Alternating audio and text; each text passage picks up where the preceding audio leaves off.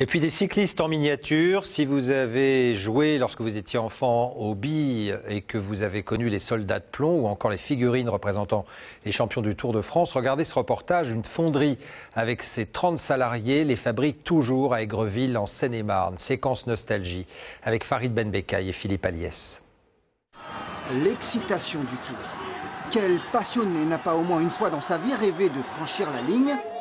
Gagner une étape, si ce n'est par figurine interposée, beaucoup en ont poussé dans leur jeunesse.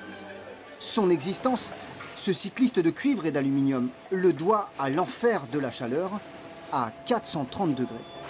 Ça fait drôle, on a joué avec quand on était gamin, et puis maintenant de les fabriquer depuis plus de 20 ans, ça fait un petit quelque chose.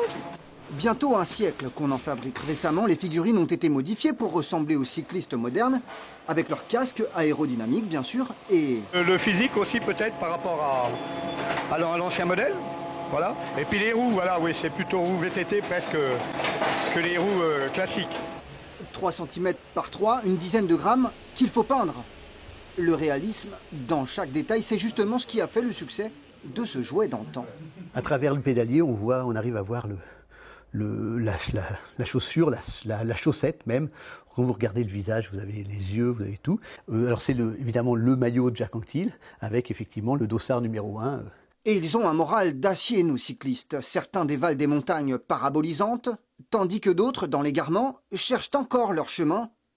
C'est lui, Henri Roger, qui a créé le tout premier moule. C'était dans les années 30. Jean-Luc, son petit-fils, a pris le relais. Dans les années 35-40, la grande mode était le vélo, le Tour de France, les congés payés, les gens qui partaient en vélo. Donc il y a eu l'idée de faire les petits cyclistes. Mon grand-père a toujours suivi la mode des jouets qui étaient vendables. Il serait là aujourd'hui, il ferait des PlayStation. Hein. Peut-être pas, car aujourd'hui encore, 25 000 vélos sont fabriqués, 1 sur 2 est vendu pendant la grande boucle. Ouf, fini pour aujourd'hui. Demain, nos cyclistes ont rendez-vous avec Paris.